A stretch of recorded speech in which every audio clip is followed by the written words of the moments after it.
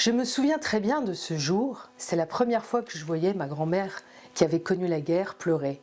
Je venais tout juste d'avoir 7 ans, ce 9 novembre 1970 lorsque le général de Gaulle s'est éteint. J'ai grandi dans une famille où l'admiration et la reconnaissance envers Charles de Gaulle incarnaient les valeurs de patriotisme et l'amour de la France. J'ai rejoint le RPR à mes 18 ans, qui s'inscrivait dans les pas du général. C'était la filiation gaulliste politique.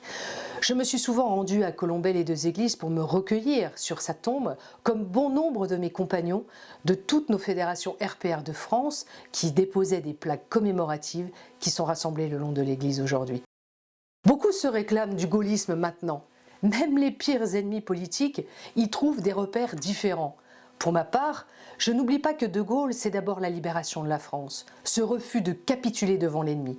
De Gaulle incarnait l'indépendance de la France, sa souveraineté, sa grandeur et son rayonnement sur la scène internationale. Il a posé les fondations de la Ve République par la Constitution qu'il a établie et qui garantit encore aujourd'hui, en particulier avec le scrutin majoritaire, la stabilité et la solidité de nos institutions. Charles de Gaulle a beaucoup apporté aux femmes aussi. C'est grâce à lui que nous avons depuis l'ordonnance du 21 avril 1944 le droit de vote et d'être élus. C'est aussi par la loi du 13 juillet 1965 que les femmes peuvent travailler et ouvrir un compte bancaire à leur nom sans l'autorisation de leur mari.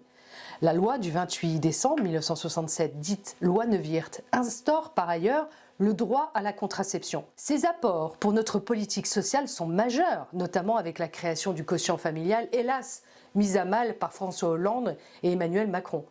La sécurité sociale avec notre système de retraite, la branche famille, etc. Charles de Gaulle aura été un président à la voix qu'on n'oublie pas. Celui qui osait la politique de la chaise vide pour défendre les intérêts de la France en Europe. Il a soutenu la recherche sur l'atome et a lancé notre industrie nucléaire, mise à mal aussi par les socialistes et le président actuel, au service de notre indépendance énergétique et militaire de la France. Le général de Gaulle défendait la culture, l'histoire, la langue, les arts, les racines chrétiennes de la France et de l'Europe.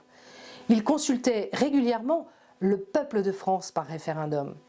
Profondément respectueux de la volonté populaire, il se retira du pouvoir lorsqu'il perdit celui de 1969.